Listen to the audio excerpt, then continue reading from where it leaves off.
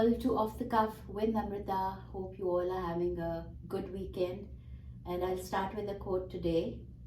Never forget that walking away from something unhealthy is brave, even if you stumble a little on your way out the door.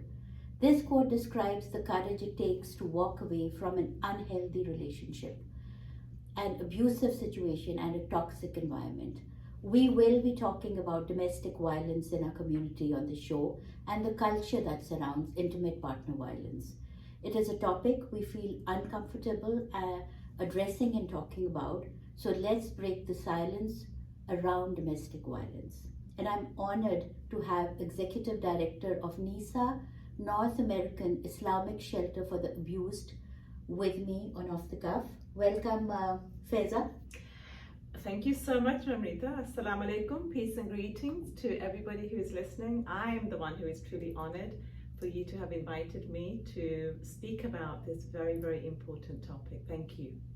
My pleasure, and I'll learn a lot from you today. And I'm sure, I hope the audience also learn some more about this very grave issue. But before we start, I would like to say a few words about Faiza.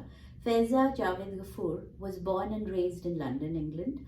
After completing her bachelor's and master's in law from University College London, she joined the Racial Equality Council supporting minorities at Employment Tribunals. In 2000, she moved to the San Francisco Bay Area. Her passion lies in non-profit work serving the Muslim community. For 10 years, she served at the Muslim Community Association as the Women's Program and Community Development Coordinator, initiating and managing lectures, programs, and events for all ages. She has worked tirelessly to promote inclusiveness, justice, health, physical and mental, political, social, and personal empowerment during her career. So, a very, very accomplished woman, Faiza. Let me just start with the first question. Tell me all about NisA, the work it does, and the objective to have an organization that is sensitive to the needs of Muslim women.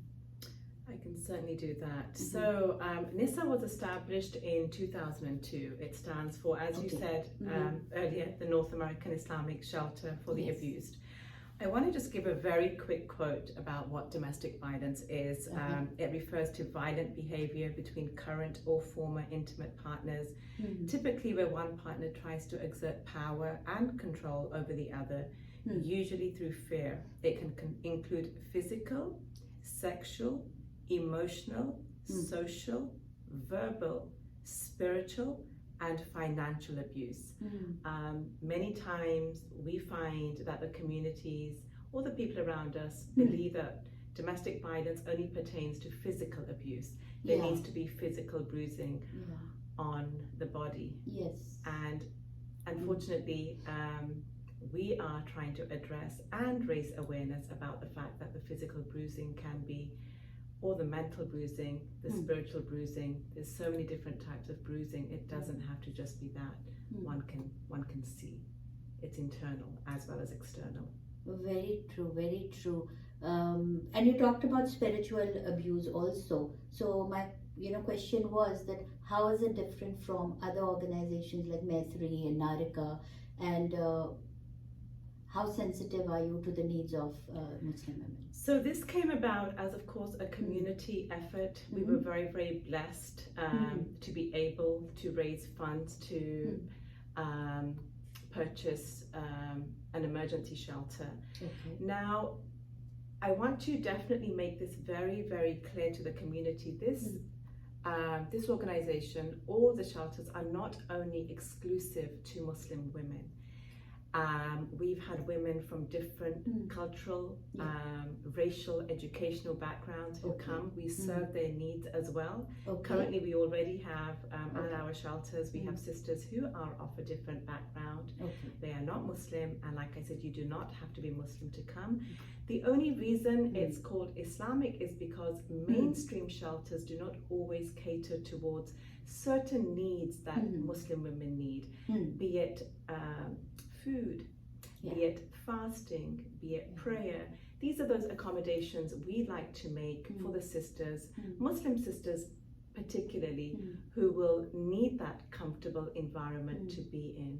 But I want to reiterate, we are not only exclusively for Muslim women. We work very closely with NARICA, Maitri, SAVE, and we have welcomed sisters from those organizations who need that help or who need that emergency shelter. So I'm very grateful to collaborate with these sister organizations, but I just wanted to make that very, very clear. No, that is, I think wonderful. You have such a great network, with the other organizations too. And I did go to your website, and I did read that NisA aims to address the concepts of maroof and munkar. I don't know if I said it right. You did. Okay. Enjoying what is right and forbidding what is wrong, while explaining disputes with families as well as addressing elder abuse, premarital counseling, spiritual counseling, like you said, and community outreach awareness. So, my question is, what kind of counselors do you have? And how do you, prepare them for spiritual counseling if somebody needs that? So, Namrita, I'm glad that you just mentioned these two concepts. These two concepts exist not only in Islam; they exist. It's a worldwide concept. It's a global concept. We are all striving to meet the needs in the most fair and just way. So I just wanted to clarify that. Okay. Most of our counseling is not just, it doesn't just target spiritual counseling, it is mental health counseling. We are like any other human being, it's all needs-based. It's a case-by-case basis. We have to make those assessments. We are very grateful that we do have a network of counselors that exist amongst our communities where we can outsource if a sister needs any kind of particular counseling. We're grateful that we do have spiritual and just general counselors at hand who can be leveraged. Okay, that is good to know. And I think they speak different languages. That helps too. So, Namrita, sisters that come through our shelters, the majority of them, the first language is not always English. We have Dari, we have Farsi, we have Hindi, we have Punjabi, we have Urdu, we have Arabic. And we're very, very grateful that we have volunteers who can translate for us. I myself, I'm grateful that I'm also, in addition to holding a position at NisA, I am also a DB advocate, and I speak 3 languages, and I can be leveraged as well. But we do have volunteers who specifically speak these languages, our case managers, our residence coordinators, board members. In any way and shape and form that they can be leveraged and they can help, we will leverage them. So language is always something, is very, very important, and we always make sure that we are able to translate all our services to the sisters if needed. Very, very nice. And I think you speak Urdu and Punjabi. I speak fluent Urdu and Punjabi. Raised in the UK, my parents still made sure that we connected to our cultural bonds, and language is a huge part of that. So I'm very grateful for that. And you're putting it to such good use, because I think women who are, whose lives have been torn apart, do need people who speak their language. They don't want to go through more stress by trying to explain their situation to people, who are trying to help them. Absolutely. So that is just wonderful, I'll say. So tell us more about NisA. You, like you said, you do have transition homes. So tell us about your programs and transition homes. So Namrita, we were able to purchase an emergency shelter, and just a handful of years ago we managed to secure a transitional home shelter. The program, pretty much from the intake till the very end, our objective is to try to get the sisters back on their feet between 3 to 9 months. But it's very much a case-by-case basis. They will remain in the emergency shelter for at least 3 to 4 months, and then we will transition them over to the transitional home, where they will get the additional support of career development, trying to find them a job, trying to get them back on their own 2 feet. And we are always at capacity in both our homes. We not only serve women, but you can imagine many women are coming with multiple children. So our units are pretty much, can end up becoming very, very full and at capacity many times. Very true, very true. So you do, give a helping hand till they are maybe independent enough to get a job. Absolutely. The whole point. That is so important. The whole point, Namrita, they have already come from a very traumatic experience or experiences throughout their lives. On average, they say it takes at least 8 times. A woman will think 8 times before she actually decides to leave her home eventually. Leave her home. That is pretty powerful and very, very disturbing. It takes at least on average that much for them to leave. And when they do leave, there is a lot of healing that needs to take place. We have to be very, very sympathetic and empathetic at the same time. So it takes time. Once again, I'm emphasizing case by case because every case is different. Every sister's situation is unique. And how we handle that is trying to leverage as many resources that we have. We have, like I mentioned before, residence coordinator, we have our case manager, we have our regular check-ins. The residence coordinator will check in with the sisters and children at least 2 to 3 times a week, and our case manager will also see them at least 3 times a week. I will also meet over Zoom with my advocacy team, including these employees and volunteers and board members, to discuss each and every sister who is at the shelter, so we know exactly how much progress is being made, what needs need to be met, how we can leverage more resources to help them. Yeah, I can understand, especially being in a different country. Sometimes the legal procedures can be harrowing.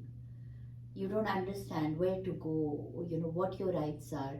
So it's very important for them to know at least, or helped in that matter too. Absolutely. Many men, unfortunately, and I don't just want to say it's men, but in these situations that we're speaking about, will leverage immigration as a way of ensuring that the sisters have to go back or get deported in some way, where we were able to, gratefully, WABA came into effect, which protects women from that. But many women are unaware of their rights, and we then are leveraged to ensure that sisters know. We are able to get lawyers who can let the sisters know what their rights are. Many women who come intend to then eventually get divorced, and also we need to leverage and look into restraining orders. There's just many things that we need to ensure the safety of the sisters and children who come to our shelters. So I think it's not an easy path even after you break free from a relationship.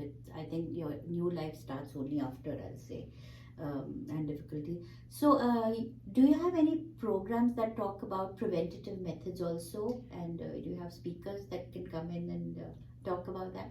Namrita, I'm glad you asked that. We are really focusing. We always have focused on outreach, but in the last few years, the focus has pretty much been on education and prevention. We do this through seminars, we do this through workshops. We are invited to different schools, community centers, mosques. Oh gosh, whoever will take us will go, I'm very, very grateful that we are given opportunities. This being one amazing opportunity that you've given us to. This platform is so instrumental in echoing the voices and amplifying the voices of so many. And we recently, actually just over the weekend, we had a Muslim marriage rejuvenation retreat. We had 2 speakers fly in from LA, and we had 30 couples who signed up, talking about how to improve their communication and rejuvenate their marriages, and found it to be very, very beneficial. We have community talks regularly during the month of October, which is Domestic Violence Awareness Month. We leverage our community leaders to speak specifically on Fridays, which is considered our sacred day. Many men and women meet in congregation and pray together. So we'd like to almost, like I said, take advantage of those situations where we know that they will be huge crowds, and our community leaders can address these issues in an open way. That is wonderful, and I think prevention is better than cure. Sure, Absolutely. Nobody wants these organizations, like you said earlier. No. But some things are so entrenched in our society that we do need this kind of help here. But it's a personal question here. Any life lessons you learned from the work you do? Wow, life lessons. Oh my God, we're always learning. We're always students, we're always learning. Life lessons, honestly, the work that I'm involved in, I'm very driven and passionate about this work. I have a young family of my own. I have 2 sons, many friends and family who have, children and who are, becoming adults. And honestly, the goal is for the future generation. My goal ultimately is to educate us first and foremost. But life lessons is to hopefully we can impart with more knowledge for the upcoming generation, for the future generations, so they can focus on healthy relationships, healthy boundaries, and obviously just wanting to implement it as family, community, harmony everywhere. That's kind of the goal ultimately. That is very true. And we come from we say we are products of our own times, so we carry a lot of baggage and a lot of things that we learned when we grew up. But the younger kids who are growing up here have their own battles to face, I'll say. There's a concept called intergenerational abuse. Yes. So and we know for generations and generations, many women have just said it's okay, they've just gone on, and it's just become part and parcel of their lives, normalized. And many people, as we've witnessed this and thought this is probably the norm, this is how we're supposed to be, this is how we're supposed to behave, this is normal, until awareness.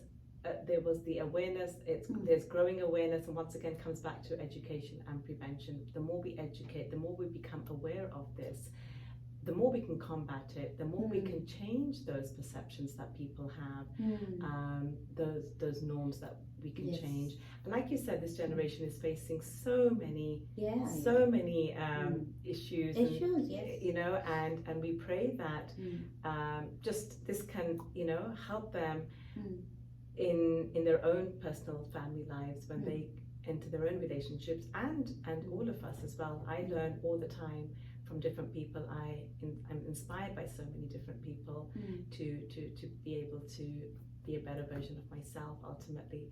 A little bit more about NisA, Faiza, like where can people find you? How can they help? How can they donate? What is your criteria for having volunteers and everything about joining us? Thank you. So the best place to start would be at our website, which is www.asknisa.org. That would be a starting point. There are so many different ways in which you can support NisA. Fundamentally, I have the best way would be to get the word out. Honestly, we really want to get the word out, even having people want to help us with marketing, with resources, with wanting to make sure that we are present on all social media, which we are, thankfully. Instagram, you can find us on Facebook, you can find us on LinkedIn, of course our website as well. And we are always looking to find people who can provide services, fundamentally legal services. That is one of our most challenging areas. Pro bono lawyers, please, if you're out there, we would love to hear from you. Our sisters unfortunately do not have the funds to fund expensive lawyers. Legal battles cost a lot of money. We're usually talking about possibly property and children involved, and things become very, very complicated. Most of these women, unfortunately, do not have earnings of their own, and NisA will try to support to a certain point. There's only so much we can do. We are limited. We are very grateful we have these homes we can provide them with shelter. They have a roof over their head, they have food, but when it comes to actually leveraging and paying lawyers, it's certainly very, very challenging. And, you know, I can't ask enough, and, you know, humble request for lawyers to come forward, pro bono lawyers to come forward. That would be great. Volunteers, honestly, dedicated volunteers. We have our annual event that usually takes place in October, where we do our biggest fundraiser. October, as I had mentioned before, is Domestic Violence Awareness Month, and so we like to kind of highlight that month, and we like to host our annual event around that month. So having volunteers help us execute that successfully is always very, very important. Volunteers to help pick supplies up, drop supplies off to the shelters. Only DB advocates are allowed to have any kind of interaction with our sisters or children at the shelters. But any additional, you know, we just had Eid, and which is our celebration, and we were grateful to have so many organizations that came forward wanting to gift our sisters and children Eid gifts, you know, gift cards. It's always very, very beautiful to do that. Yes. So there's a lot of ways that you can help NisA, you know, folks. And and of course donate generously. Honestly, we are a donation. Our organization is run off of donations, and we're very, very grateful. It's not a me or a you organization, it's a we organization, and we really do appreciate those people who unconditionally support us with their donations. Very well said. What is the hotline if people need that? We do have a hotline. It is 888 Ask NisA, or it could be 888-275-6472. Perfect. And thank you so much, Faiza. It was very enlightening talking to you. Thank you for patiently taking all my questions and a lot of information on NisA. I also didn't know much about the organization, unfortunately, being here. So, you know, I hope you help NisA in any whichever way possible. And like as a society, you know, all I'll say is that it's very difficult for people who are going through abuse. Let's try to make the environment better for them, even on a personal basis. मैंने कुछ लिखा था, you know, generally we come from a community which lays a lot of stress on sabr, कि सबर कर ले, be patient to a woman. So मुझे ये 3-4 लाइनें आई थी दिमाग में जो मैंने लिखी है. कभी कभी मैं लिखती हूँ कि अब आवाज उठाई तुझ पर तू सब्र कर ले, ताना मारा तुझ पर तू सब्र कर ले, आज हाथ भी उठाया तुझ पर तू सब्र कर ले, तेरा वजूद उससे है तू सब्र कर ले, बच्चों का भविष्य उससे है तू सब्र कर ले, लोग तुझ पर तोहमत लगाएंगे तू सब्र कर ले, तेरा शौहर है वो आखिर तू सब्र कर ले. So there's sometimes, you know, we have to go beyond just being patient, and not easy, like Faiza said, but there are organizations that can help you. So thank you for all you do. My honor to have you. I was more honored actually, and thank you very much for taking the time out to invite me, listen to what I had to say, and subhanAllah, just take from what you've just said about sabr and patience. You know, please visit our website. I actually specifically had a talk on our blog, specifically just talking about patience and sabr. This unfortunately gets misconstrued with sabr and patience. And people need to know that sabr is not allowing you to continue to be a victim of domestic violence. Thank you all for joining Off the Cuff. Take care. Be well. Bye-bye. Thank you. Take care. Thank you, Namrita. Bye.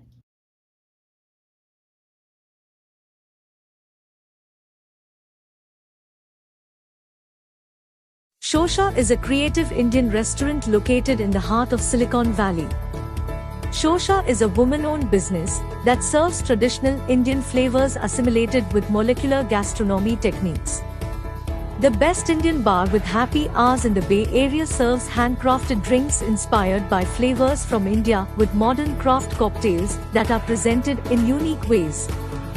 Shosha is a modern take on traditional Indian cuisine. We specialize in corporate luncheon, anniversary celebrations, birthday parties, and catering. Do check us out for a memorable modern Indian dining experience. Shosha is located at 141 South Murphy Avenue in Sunnyvale, California.